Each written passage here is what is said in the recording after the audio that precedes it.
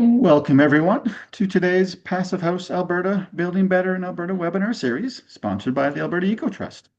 My name is Frank Crawford, and I am the Education Committee Lead for Passive House Alberta. Today, we'll hear from Lorrie Rand, a sustainability specialist from Habit Studio in Halifax, and Greg Labbe, a building science laboratory technician from the Toronto Metropolitan University, and they will be discussing their views and experiences on including or not wood burning appliances in high performance homes and passive houses and buildings. First, I would like to thank the Alberta Eco Trust for their ongoing support, as it is very helpful in allowing Passive House Alberta to continue our work. As always, you can place your questions in the chat box and I will ask them at the end, or you are free to unmute and ask them at the end yourself. So with that, I think we decided that Greg was going first. So take it away, Greg. Thank you, Frank, for the introduction, and thanks, Kim, for inviting me. My name is Greg. I work with Kim on the board. Kim was the president of Passive Buildings Canada for a good number of years, and I've had the good fortune of working with her, who's just a very effective board member, and always appreciate her insights. So thanks for asking a guy from Central Canada to come and actually talk about this topic. Just for the record, I like everyone, I love Alberta beef. And just before I start, I wanted to say, though I do drink lattes and I do vote green, don't let the fact that I live in Toronto cloud your judgment of this slide deck too much. Full disclosure, I do think Wayne Gretzky should just move to LA and stay in LA. I grew up in rural Ontario, just outside a small francophone town called Belle-Rivière. And my dad designed and made his own wood stoves. So he had a second iteration, which was pretty good. He was an electrician and a tinkerer. He worked the fields in as kids, we worked the fields in the summers. We sold produce to the roadside stand. My mother had 10 kids, and she literally kept the fire burning, but only on cold days, because it was the banana belt of Ontario after all. So yeah, 10 kids, electrically heated bungalow. My dad had built as an electrician one of the first houses actually using 6 mil poly back in the 60s with a dirt crawl space. What could go wrong? So so you know love every chance I get, get out to and do some hikes in the mountains in Alberta. This is us on the my son, my nephew on the Tent Ridge Horseshoe. If I could move to Kananaskis, I would. Such a beautiful part of the country. What a gem. So really, at the heart of the topic today, Lori and I are going to discuss. I don't know if it'll be polar opposites, but I'm sure we'll find a middle ground in there. But do wood burning appliances belong in passive homes? And so, today I want to talk about, what's the dirt on burning wood indoors, the risks and costs of solid fuel combustion. I've got, some rickety numbers that I used AI to help me cobble together for an Alberta basis scenario. Is solid fuel combustion part of the the passive house intent? Is it part of the design intent? Some rural or off-grid passive houses require a heat source. So yeah, it just makes sense, in some cases if you're off-grid, especially. And what are some safe solutions to avoiding particulates in the household? That's what we're going to focus on today. And reports from the field. So basically, I asked the membership at Passive Buildings Canada, those who had solid, wood burning appliances in their households, what were some of the notes? And a lot of what I'm going to sort of the intelligence that I gleaned was largely based on reports back from the field, and we'll talk about that maybe in the discussion too. We'll go. So just as a background, I spent 20 years doing home energy audits here in Toronto. I left the not-for-profit and energy auditing world, and I went into my own consulting. I did very large building air leakage testing, using multiple blower doors, infrared cameras. I'm a level two thermographer.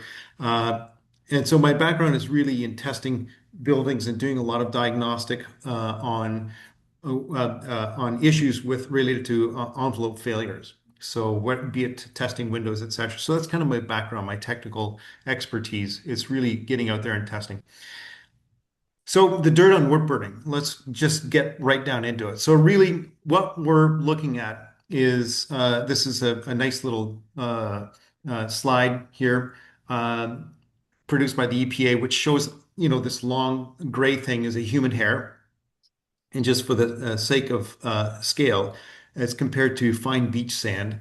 And you can see there's a PM10, so particulate matter at 10 microns. So in diameter, you can see those little blue blops along the hair. And then the little blue blob has little tiny red particulate matter of 2.5 microns. So that 2.5 micron is really the threshold that we're focused on right now. Because 2.5 or smaller, those particulates have the ability to get through the mucous linings of our lung and get into our bloodstream. So, how much is too much? The World Health Organization suggests that there's no safe exposure to it. Now, the truth is that there's dust everywhere. In Canada, the average indoor particulate matter is at 2.5 PM 2.5. Concentrations are seen usually about 15 micrograms per cubic meter of air, and that's in homes without smokers.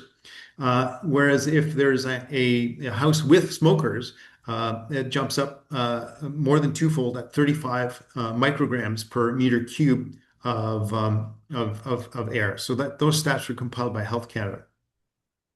The new research also talks about lead. There was an article in the newspaper a couple of months ago, linking wood burning in households and elevated lead content. Again, is there a safe level of lead exposure? Not really. Other research on an old and modern stove shows combustion temperatures are high enough for lead to become part of the smoke. A 2003 study in rural Sweden found higher levels of lead in homes with wood heating compared with those that did not use wood. So there's, again, studies on both sides of the Atlantic that kind of corroborate. Link to the article.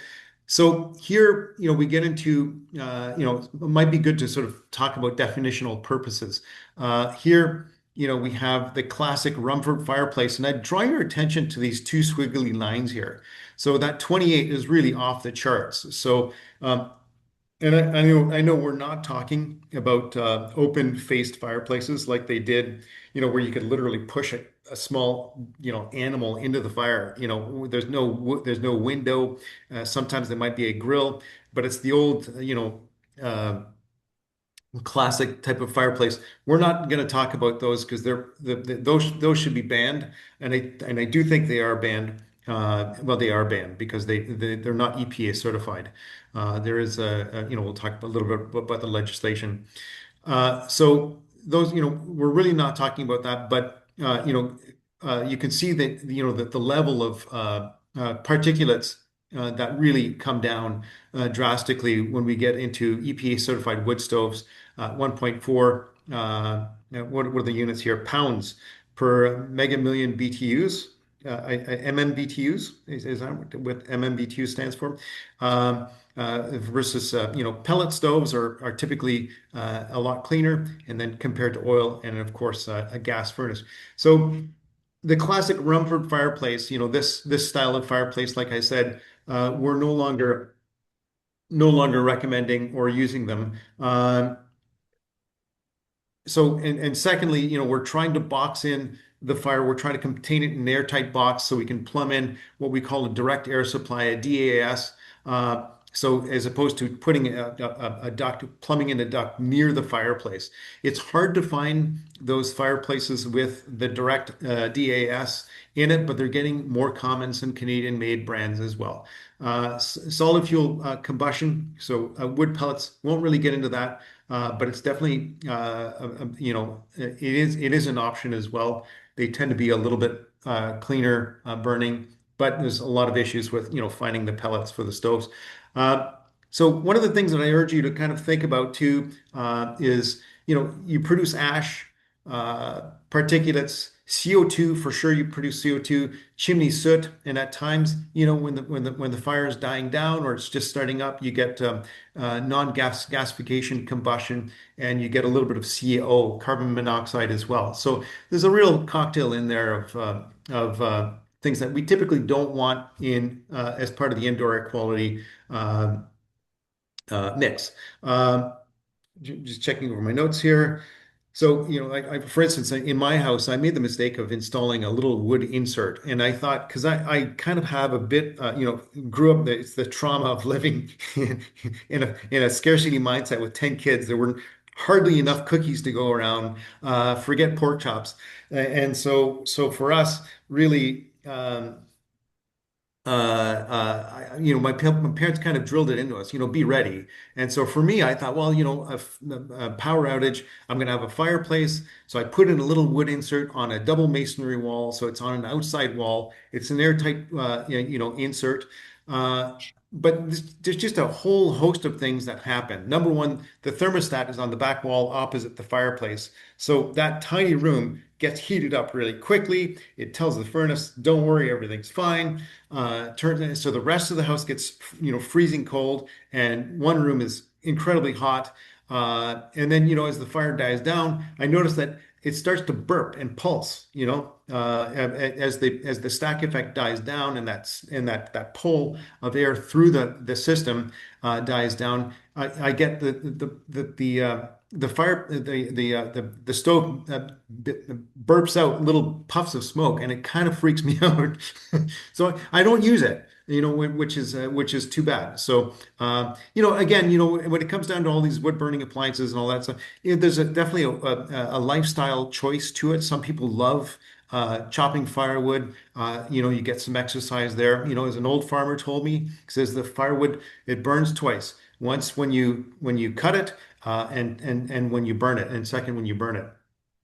So, and remember too, there are in houses, if we do look after trying to get the particulates out, another source is typically the stove. And in a lot of passive homes, they tend to be induction stoves or electric resistance.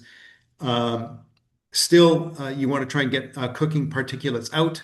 And if there is an exhaust only kitchen range, sometimes, the building code will require the ventilation code will compel you to install a makeup air unit with an electric resistance heater attached to it. So that's something else to consider as well. So in Canada, mortality rates, again, I know there's a lot of doom and gloom here. I'm trying to, like convince you guys, so scare the shit out of you guys so that when Lorrie gets you guys will be defeated and you will never, ever install a wood fireplace. To hell with the romance. So mortality count home wood fire places. They're suggesting that what are the units here? It's just the mortality count, sort of associated with if we break down all the particulates, what are the associated death rates? Well, the highest one happens to be with wood burning appliances. Why? Because it's indoors, and that's the issue. Is none of the other boxes here are you're not sleeping off road, you're not sleeping near an electric power generating station, or you're not sleeping on the job and your manufacturing job. So, but you do sleep at home, and the youngest are most affected. So all this to say that, and I'm presuming that I'm speaking mostly with, the audience is mostly builders, designers, and architects. And I'm going to plead with you. If you or your client gets irritated by cigarette smoke, if you can't stand driving behind an older car that either burns oil or diesel or isn't fuel injected, if you're smelling that unburned hydrocarbon, or if you filter your drinking water, or if you worry about fluoride, or if you spend extra money on organic food, and my brother's an organic farmer, they sell produce down in the Windsor area. If you exercise routinely and you're proactive with your health, then I think the science should appeal to you that particulates play a very adverse part in human health. So certainly hope that you know you guys take that consideration seriously. Now, thank God that the building code does compel us to install ERVs or HRVs to help exchange those particulates and exchange it with fresh particulates from outside. A different set of particulates. Anyhow, but certainly the outdoor air quality is usually always better than the indoor air quality. That's been the case forever, except when there's a forest fire. And I think you guys in Alberta, yeah, unfortunately, have had some pretty big forest fires. And even here in Ontario, we've had days where we send all of our smoke down to New York, and everyone complains about the Ontario forest fires. So I'm saying down with particulates. Passive buildings require an airtight envelope and a balanced ventilation system. Thank God for that. Uh, the Combustion appliances in the Alberta Building Code stipulates a CSA, that they require that they meet the 4.5 grams per hour of the EPA standard. So it's required that you have a good airtight stove. Be it resolved that Alberta homes blessed with clear sunny skies are better served by harvesting solar energy than to burn wood in the house and generate particulates. All right. So that's the argument for today. So I sort of scrounged up some heating degree days and looked at solar energy per year and the kilowatts of photovoltaics panels installed. That's the unit there. And I just compared it to a number of cities in the country. And you can see Saskatoon, although they've got the worst heating degree days, they have the sunniest skies in Canada. So why wouldn't you harvest? The same thing with Calgary, Edmonton, Toronto. That's the scourge here, is that it's hard to get a certified passive house in Toronto because it's so gray here. We don't get that beautiful sunshine that you guys get. So it's definitely, you guys have that ace up your sleeve that we don't. Again, there's the map, just to sort of talk about, you can see all the nice sunshine in Regina, Edmonton, Winnipeg, and we get the yellow stuff down in Toronto, so not quite as good. So really, I would ask you to sort of talk to the prospective homeowner and ask them, what's the motive? With low heating demands at 15 kilowatts per meter square of floor area and peak load at 10 watts per meter squared, a passive house doesn't need a lot of supplemental heat. So, if you've got a heat pump going, why not just stick with a heat pump? Unless, of course, that electricity is cold fired generated electricity, then I guess we might look at. I might take it back. So really, it comes down to one of two things. Typically, it's like fear, like I said, that scarcity mindset. Often the motivation to own a passive house is driven by fear of disruption, or, it's the prepper mentality, like we have like a food barrel in the basement that's got, bags of beans and a bunch of staples that we might need if some crazy thing happens in Toronto and everyone starts killing each other like zombies. Um, we're ready. Nostalgia. Like for me, it's really nostalgia. I think back to the fireplaces or the wood stove my dad made, and just the smell of wood smoke. I don't know. I kind of, I guess I'm a sick puppy. I kind of enjoy that smell. I worked at a gas station as a kid. My sister was the first girl gas jockey to get a job in I think it was probably 1985 or so. She got me the job. She was smarter, my twin, and she got me the job. And we both ever since then, we just both love the smell of gas, but not when you're driving behind a car.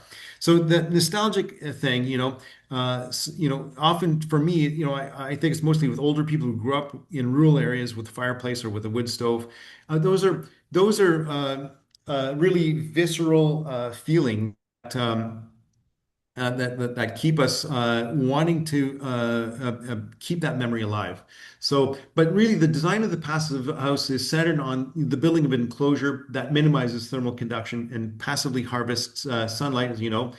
So, the ethos really of passive house is to also make residences more resilient, and we'll talk a little bit more about resilience. So that think of that multi-day power outage. So, I did a quick analysis, and basically I built up two. I used AI to sort of make two scenarios. Hey, let's do a 10 kilowatt system array installed in Alberta versus an airtight wood stove. What are the paybacks? And basically, what it came down to, even with the new $14 per panel recycle fee that was just introduced recently, the PV is financially positive over its lifetime. Payback is 6 to 8 years for the solar array, not including the new, and if you add a battery system, it does extend the payback, but it's still in 13 to 17 years. And most of the people who are investing in passive homes, they're investing for the long haul. Really, these houses tend to be a heirloom. We want to keep it in the family. Compare that to a wood stove. Unless you're getting your wood for free, the installed cost. I think AI came up with some numbers. 12,000. Yeah, there's a lot of finishes, a lot of things that happen around chimneys, around hearths. And the masonry. A lot of stuff can add up. It depends if you're going for a cooking oven. Anyways, no payback by and large. You're still have to clean the chimney. You still have to possibly buy some hardwood that's dry. You still have to stack and store it and add insurance premium, yada, yada, yada. So, things to consider. If after all of this you still need a wood-fired appliance, then here are the caveats. If you're living off grid, your best option is to put a wood-fired boiler for space heating and domestic hot water, and you put that in an auxiliary building, and you can use thermal storage for that. So there are many cases of passive houses that are near passive house that use wood stoves with combustion makeup air often ducted directly into the body of the fireplace that have been done successfully. I've tested a certified passive house, PHI house north of the city here a number of years ago, and I think I have pictures of the chimney. Wood gasification boiler, if you wanted to use something like this, you could use bigger logs. You could put that in your shed and have a glycol line that plumbs the heat back into the wall, back in the house. Uh, it's perfect. So part of the problem too with passive houses is overheating.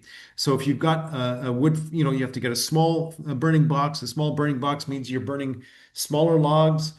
The fires don't last as long. You have to feed the fire more often, so you're opening and closing the door more often. Uh, and so typically, if you are going to put in a fire or a wood stove, typically you would put an appropriately sized wood stove, centrally in the middle of a room where it can radiate in all directions and keep the warmth, spreading the warmth in a larger volumed area, as opposed to sticking a stove in a small room or against an outside wall. So typically, I know for me, my little wood insert, half the heat literally goes out the wall. And that's a mistake of putting it in an outside wall as opposed to pulling it in I've seen at one architect's place here in Toronto, he had one of these fireplaces that actually turns. It's this Swedish made. It actually pivots, so you can, if you're eating dinner at the dinner table, or you can pivot to the TV room, and you can see the flame, and it's quite beautiful. So these are some of the smaller stoves that I've heard people quite love. The detailing, so this was in that passive house in Innisfil. The detailing has to be done right. You can see over here, definitely when I've got the blower door and I take the infrared camera, you can see a bit of air leakage coming in. Hard to get these things airtight. completely, but with testing, it gets done. So this is the kind of stuff that happens in schlocky houses in Toronto. So, this is a renovation where the chimney literally, they foamed a duct right onto the chimney housing. So this is just the silliness. Again, this is putting a fireplace. I know that no passive houses are going to do this. Surrounding it by the least insulated walls. So, surrounded that heat by accelerated heat loss through the windows. Anyways, it's the silliness here in Toronto, and then the bump out just to make it so it's flush. This is what it looks like in the basement, and I know we're not going to do that. So then we get into masonry heaters, and this is where things get a little bit, more expensive. But you get the benefit of possibly being able to, cook and store the heat from these, this traditional Kakal oven. Here at shko.ca, this company makes all of these custom tiles. They're quite beautiful, but they're expensive. So, again, you're looking at payback period and what the lifestyle is. Where's this going to go? So, and again, I didn't really talk about it, but some municipalities don't allow wood burning fireplaces or wood stoves anymore. Uh, Certainly, and one of the things that would be nice to talk about if you are going for some kind of a hydronic based system, these Latento phase change material units are really quite smart. And this is another Irish company, SunAmp, makes it again. You can store heat in this really compact PCM based material that uses VIP panels, vacuum insulated panels for its insulation. So just a brilliant little system. At the end of the day, what we're looking for, the whole idea is let's build a resilient community, let's build a resilient house. And I think the analogy that works for me is the same in engineering. And in engineering, they define an inherently stable system versus an inherently unstable system. And here, if we take our finger and we flick the marble falls off of the side and is gone. Okay, so that's what that sort of represents. It's basically that marble is not sticking around. So, but if we wanted the marble to stick around, we make what we call an inherently stable system. And so if you flick the marble here, you can see that, it'll oscillate up, down, and eventually settle down. And so this is kind of the concept of passive house. For me, what its ethos is a system, a house that is stable, that serves its occupants for a very long time, and it is something that should you have a power outage, you can be a good neighbor. So what does that mean? It means you're sharing your space with neighbors whose home has lost maybe power, or maybe there's water is damaged, a flood or a fire. Who knows? That means not subjecting your neighbors to particulates on a whim because you want a fire for ambiance. There are these are early days yet for passive house design, and unfortunately, right now, passive house, I've tested enough of them here in Ontario, and they tend to be pretty fancy places by and large. It's not like it's hit the mainstream market and everyone's getting a passive house.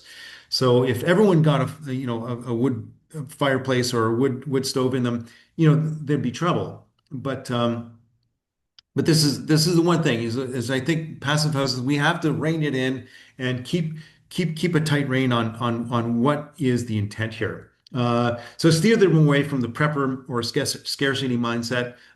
During a cold winter with a power outage, I'd rather an 18C, 40% relative humidity, a room with power that I can still, call people in an emergency, or operate small appliances to cook food or whatever. With if you had a battery backup system, for instance. So for me, it's about the ethos of pathos steer design towards resilience and make the economic argument for a PV battery system, if not for health reasons. And if they still want a wood stove, that should be in a rural setting with local access to free hardwood. Let the stove side be sized properly, located in a big open volume that can receive and absorb the radiant heat. Have a direct air supply, be EPA or equivalent rated for efficiency, and not be in, on, and outside wall. And hopefully, it can do double duty of storing heat and be useful to cook food. I think that's it. Excellent. Thank you, Greg. Laurie, you want to share your screen and Yeah. Oops.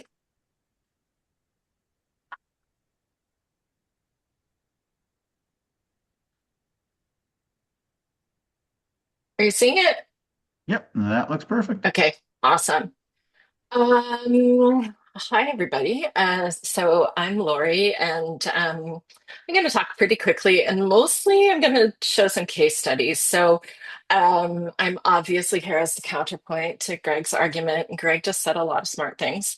Um, but what's interesting, the points that you ended on, the project must be rural, all of that must have a woodlot. That describes most of my projects. So, like really, I work in Nova Scotia. Our projects at Habit Studio kind of we do work in Halifax, but most of the Halifax projects are renovations and retrofits. And if we're working in the rural parts of the province, it's that's where we get a lot of demand for new build passive house. And the reason, the motivation that is primarily expressed by our clients is that they are interested in the resiliency aspect of passive house. So we Nova Scotians tend to complain a lot about our grid. We think it's notoriously bad, but I think it's bad everywhere.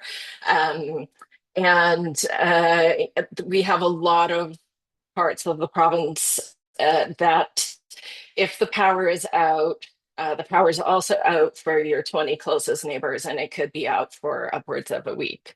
And so when we have clients who want passive houses, they're either going to have some form of wood heat or they're going to have a generator. And so I think that, in my view, a fire is a little bit less obnoxious than a generator most of the time, provided that you are smart about the way that you design it. Um, Another thing, I guess, about Habit Studio, we uh, we sort of have this motto for a long time, for like since we started the company, that we're aiming to design for the senses, and we say that a lot, meaning a lot of architecture is designed to be, visually flashy and to have nice marketing photos, and of course we like that, but we really are concerned with making sure that people feel like comfortable. And passive house is like one of our big selling points of passive houses, that like we're confident that we can make you really comfortable. Um, and so just as I was sorry, my slides are deciding not to advance. I learned a new word and prepping for this presentation. I was kind of looking up like how do we talk about this the sort of innate primal draw that humans have to fire. And it turns out that it's actually been researched and there's a name for it. So it's pyrorelaxation. And there's lots of data that shows apparently that people who are enjoying a fire, experience fire, have lower stress, their blood pressure goes down. It can make you, and most of you have probably experienced this, it helps you sleep better if you've been sitting around a fire in the evening. There's, a sort of long-standing uh, epigenetic at this point association between fire and safety and community connection. And so I just thought that was really interesting because I certainly have it. And Greg, like you, I grew up in a house that was heated by wood. My family actually, I grew up on a farm in the Annapolis Valley in Nova Scotia. And my parents did not get any form of heat that wasn't wood fire until I was certainly, I believe I had my first child. So they finally got some, they converted to heat pumps eventually, but like it certainly was part of my upbringing. Yeah. So people come to us and they want fire, and we're like, okay, so here we have rules and we have strategies about that. And so I'll just go over these quickly, and then I'll show you some case studies from our projects. It has to like obviously be an airtight unit with dedicated makeup air. And when I say dedicated, I mean it's the makeup air is coming right to the firebox. Um, like any passive house, it's going to have balanced ventilation, and we're looking to spec low output appliances using the PHPP model and the peak heat load that's in them. The other thing I really should say that not our like the majority of our projects are passive house principals. Our clients are like they want the performance, they're not certifying, and so there's a range. Like sometimes we like I model with the PHI approach, but sometimes we only hit like around the FIAS target. So it's not necessarily hitting 10, certainly not hitting 10 watts per meter square as our heating load. Um, and for whatever reason, when I model, I almost always hit the heating demand before I hit the heating load. So the heating load's still really small compared to most of the outputs of wood appliances on the market, but that's what we're aiming for. And then we always use an insulated metal chimney, like a Selkirk or something similar, and install those with great care. I also, this I put this under rules. We occasionally lose on this one, but I don't want a vented dryer or a vented kitchen hood in the same house that has a wood stove. So those, if we can avoid those other holes in the building, then we have a lot more success with the wood heat. And I will say there's a learning curve. Like sometimes people experience a bit of a struggle to initially get the stove working optimally. Like they might struggle to light it without smoking and things like that. But I've never had anybody who couldn't get the knack of it eventually. And I think that's the case whether it's a passive house or not. Like some people don't have that much experience lighting fires, and different stoves are different. And so on the design side, there's kind of lots of things that you need to think about and should, be using strategically. So, and Greg, you also kind of touched on this, but just thinking about the geometry and where the stove goes, like we certainly, and you'll even see it in some of my case studies, like it isn't always right in the middle of the house, but that's ideal. And having it in the middle of a fairly open space, um, and using the volume, we often will have it in a room with a fairly high ceiling, and consider adjacencies. I like to, and I am sorry, like these are not things that we end up getting for whatever reason. The photographers that take pictures of our projects do not notice or take note of when I have like a duct going between spaces or something. But I like to put little passageways. For example, sometimes I'll have a vent that goes into, like, actually from the room that the wood stove is in into the room where we have a heat pump hot water heater. So that we're like just like sharing heat in really smart ways. The other thing we often do, a lot of our projects have a screen room, and we'll just make it like that the stove. I mean, we've once successfully had a project where the screen room was where the stove was, but often it'll just be like they can open the door to the screen room. It's more like a three-season room. And, if they're a little bit hot, like they're not actually having to open a window in February. They can disperse the heat a little bit. Yeah. So on that, I'm talking really fast to make sure we have time for questions after. Um, this is the first house where we put a wood stove in, and it was my third passive house that I designed. and definitely the fanciest one of the first three.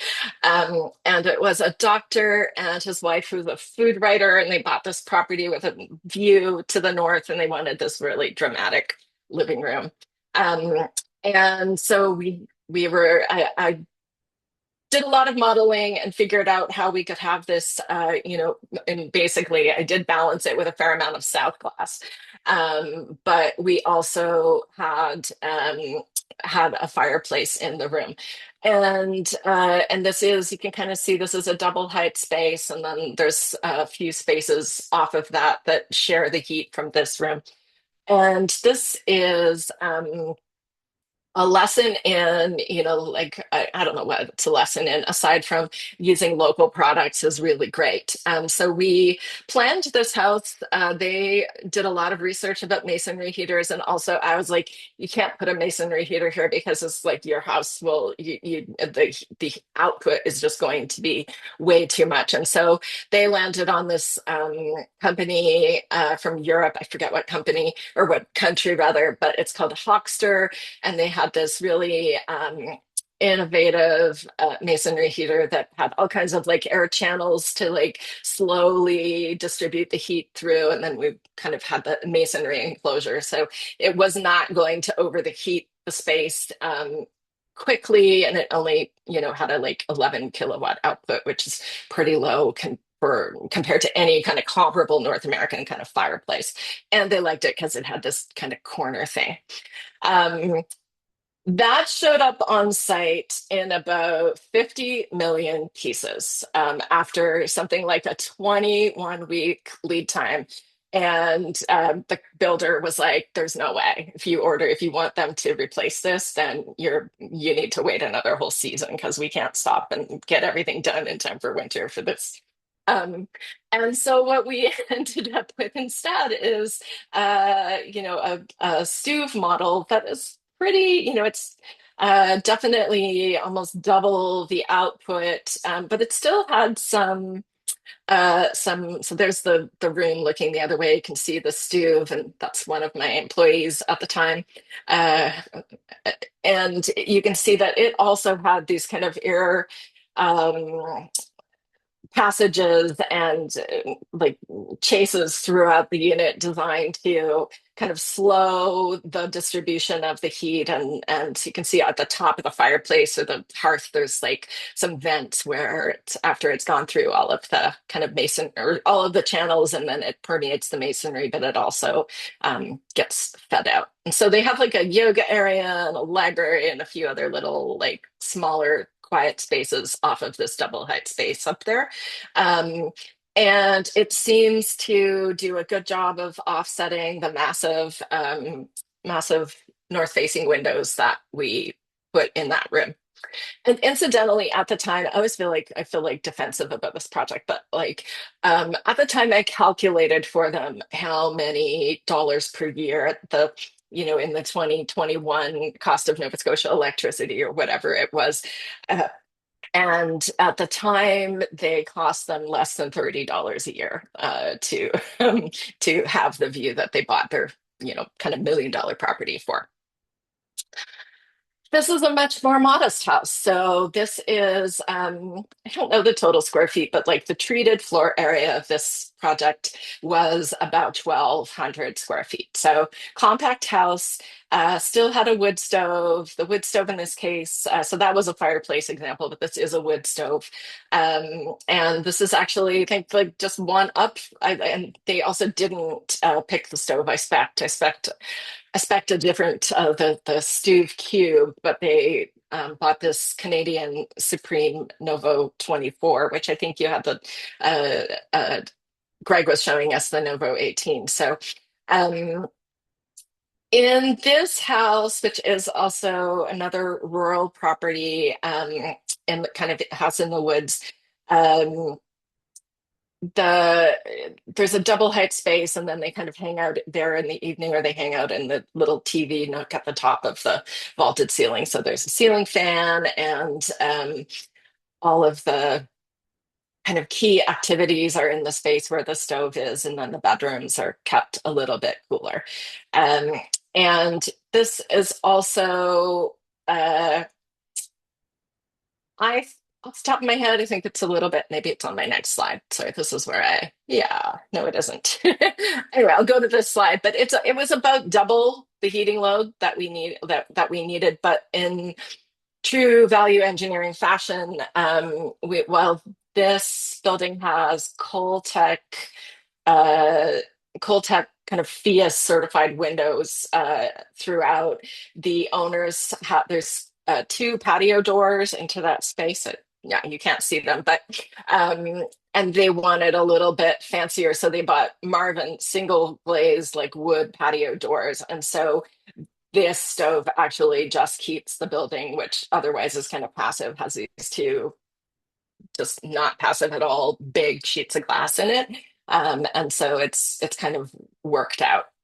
We have the same diagram. I just kind of wanted to talk about how the makeup air works on this. I mean, it's pretty similar to most models I've seen, but there's just a little connection in the back, and you can kind of see this. If you can see, hopefully you see my cursor, but there's a grill where the vent is on the outside.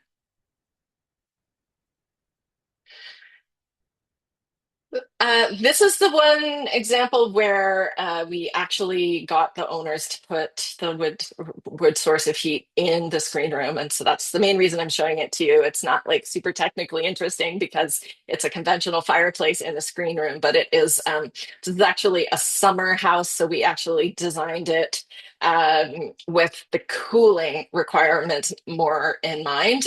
People do go there in the winter, but it's like maybe 10% of the time, whereas it's fully in use in the summertime. And so they've got this kind of north and west facing screen room, which is where the wood stove is. And so that was kind of what the owners, I mean, I don't think I would ever leave that room, but similarly, though, it is a model where the heat is kind of distributed through these vents up at the top.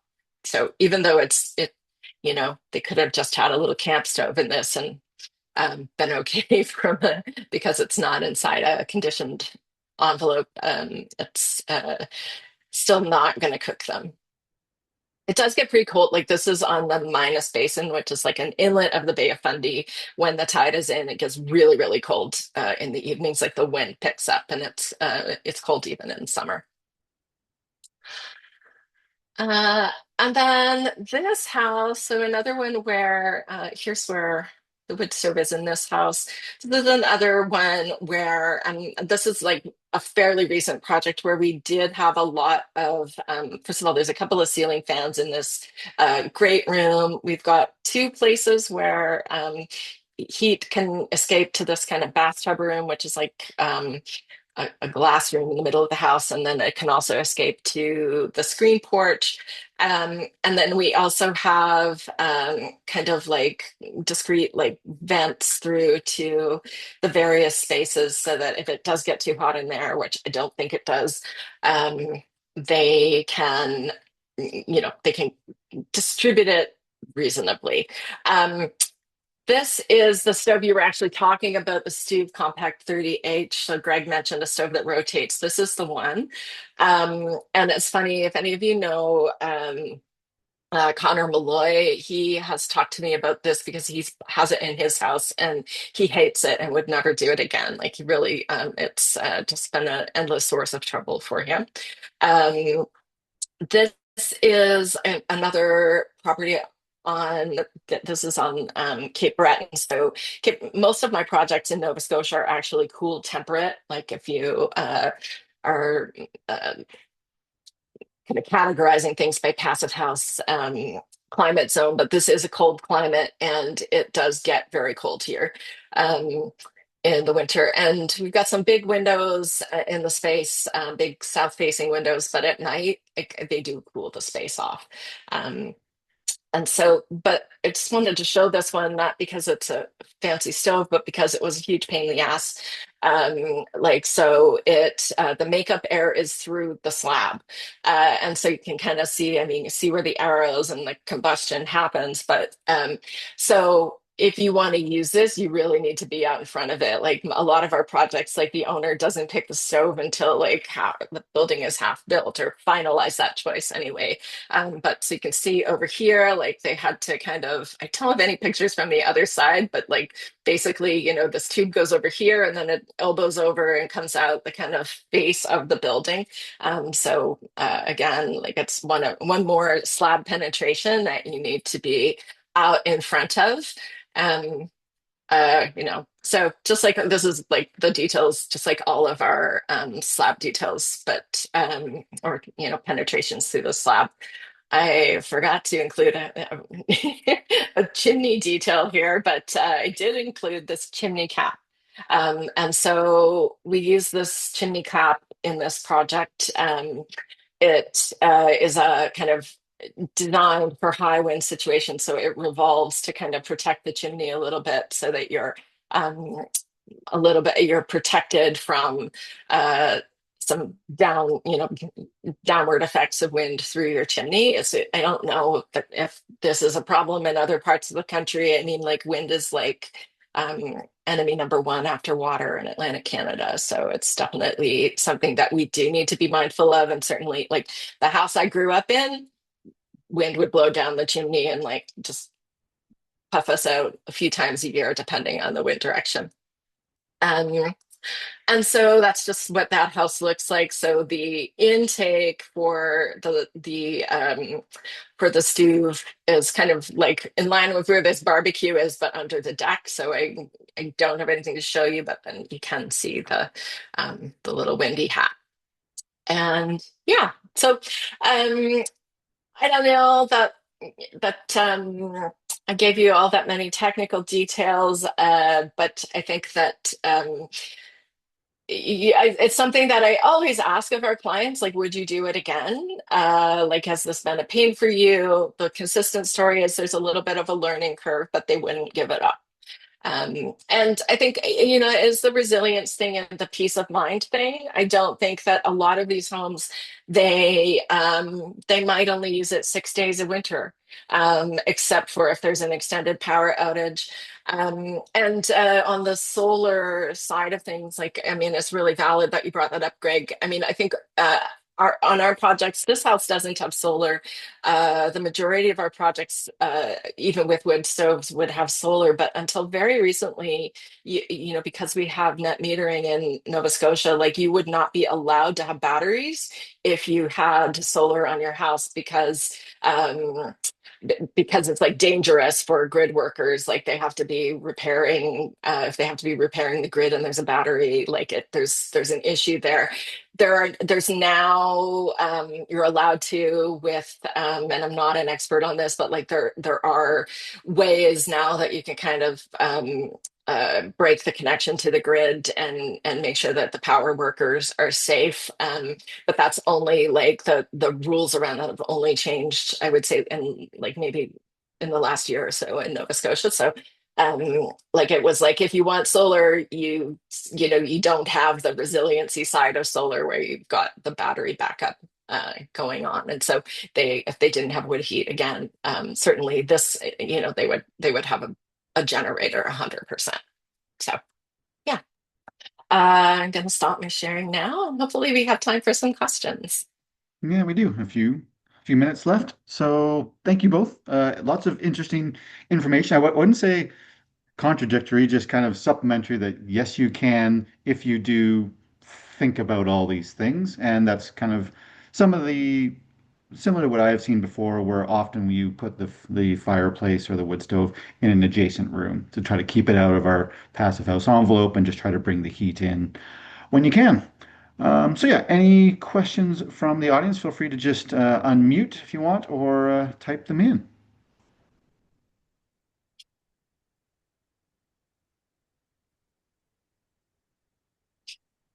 Wow, that's surprised there's none. So I guess I will ask, were all the fireplaces were still secondary or backup? You still had a heat pump or something else for full heating. Yeah. Fireplace was just backup. Yeah, 100%. And I would say, I mean, the majority of these houses, well, I should say it's like 50-50. Like most people would spring for a heat pump just for cooling in Nova Scotia now. And so like they've got a pretty efficient heating system. It's really just supplementary. And I think it's something I was thinking about in preparing for this also was I'm really curious about like we had some nights this past winter where we had to buy electricity either from Newfoundland or New Brunswick when we had like a polar vortex or whatever. And I'm really curious about like those are the nights when people are going to be having wood heat in their homes. And I'm curious because it is still a significant percentage of our population, I think, has wood heat. And we do have people either have electric heat here or they have fuel oil. Like those are the things you have in Nova Scotia. Like there's only maybe 5,000 households with natural gas in the whole province. And so I'm actually curious about the like sort of grid stability of, like that is wood actually helping us kind of limit some of those peak demand situations. Yeah, very, very interesting. I like, Greg, your comment that, yeah, if you're looking for the resiliency that, especially in sunnier places like Alberta, where we have pretty good net metering and it's pretty easy to stick a battery in, yeah, your battery and your photovoltaics have a better payback. Because yeah, if the wood fireplace costs $12,000, which sounds about right from what I've seen, and you're only using it 10 times a day, that is, or 10 times a year, that's a pretty long payback versus solar that's kind of paying you almost all the time. And then you have that battery, or pretty soon we might have our rolling batteries, our EV vehicles be able to give us Mhm. that resiliency as well. So yeah, it's an interesting conversation. Yeah, kind of the prepper resiliency conversation versus high cost.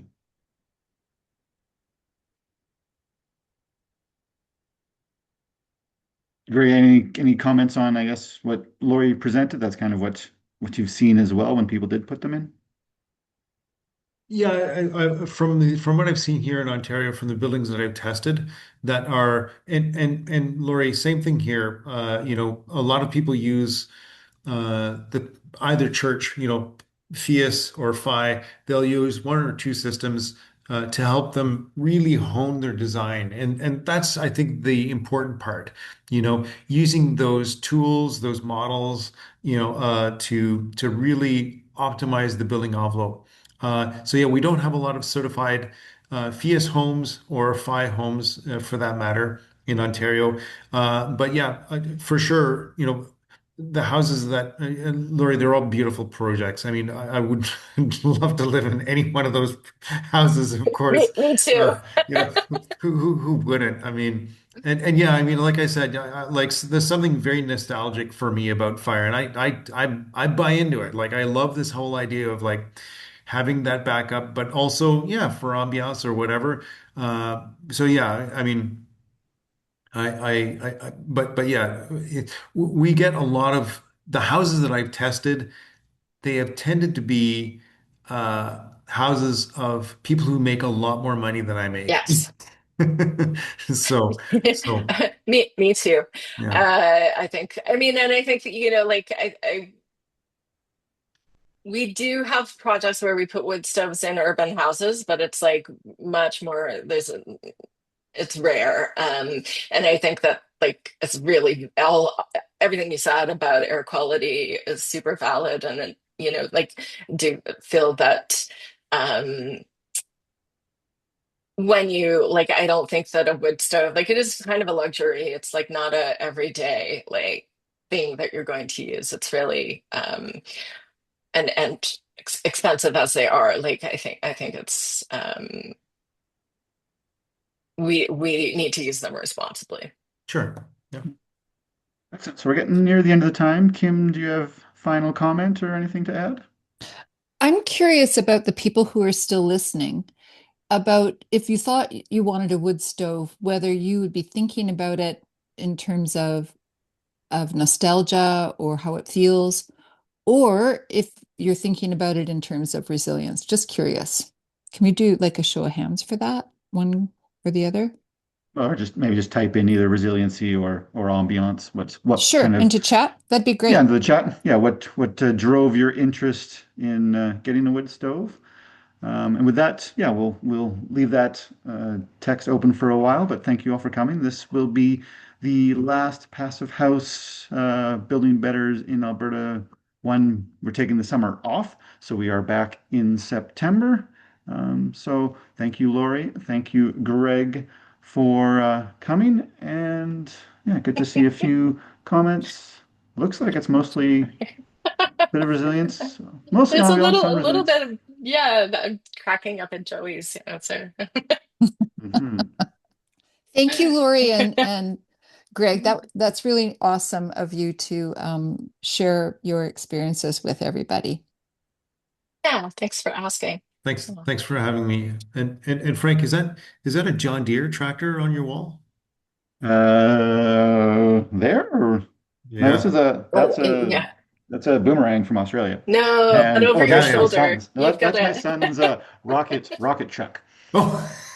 Yeah, because Right. everything had to have jets that my son made for Sure. a few years. That I makes thought sense. maybe it was electric. No, no. Well, they could be electric jets, hard to say. Alrighty. Thank you all Thank for you. joining us and hope to see you again. Thanks, Yeah, everybody. Thank thanks. you. Bye, folks.